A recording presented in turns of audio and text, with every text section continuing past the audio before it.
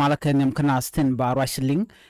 an wale shenga diesh kapairo ron kinadara ude jendang ridwan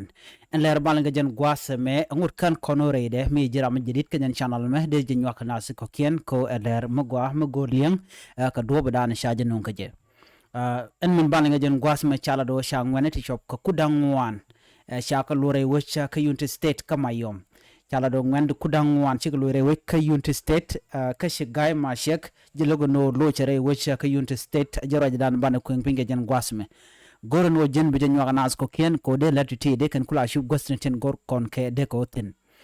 shit kamen ngai kon ne won la kon le la kon kalin ka tandan en ci togre wichin wini ka warap state chala do te kan nuer te ten winimi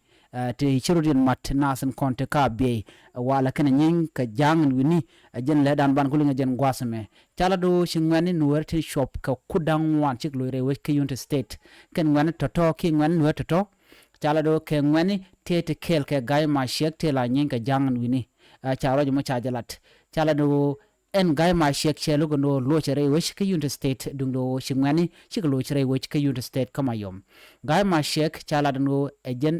ejen gok ki spiritual leader wa gok ki spiritual leader mate en wini ka gwase dan ci president sa pake ma yadi ci jala no de gay ma she kan ngwanen konti la ngwanen werete te kore ki te kore de ka loch kan nuer lan ki de ka loch ka mun nuer antam ci gay ma she ci jalo no loch re we ki unit state kama yom dung do she ngwani to shop ko kudangwan shi ka loch re wech ka unit state kama yom charo mo chajalat shika lore wech kama yom county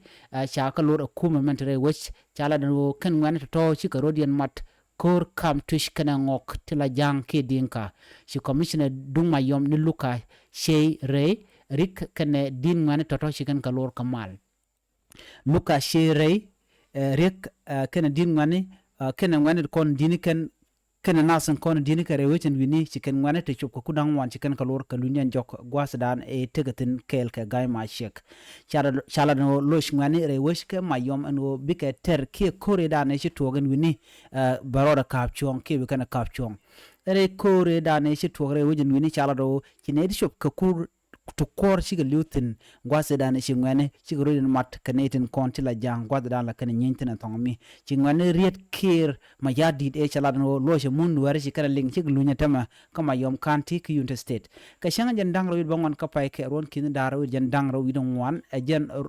changa dan en luñ ka jok rewe kama yom kanti changwan to chaga chulur ene gay ma shekar wada kan luñ jok rewe kama yom ki rewe ka unit state jala do en gay ma shek chelu gono loje jok loje rewe ka unit state charo ma chajalat mi jiram didit ke jen channel me ka jen gwasme der subscribe ki der jen nas ko ken ko bi leden konde banon ka bien ka chwalinga gwa na me agenda ne linga jen gwasme gorno bi nas ko ken ki ko subscribe bi atakamal bye bye.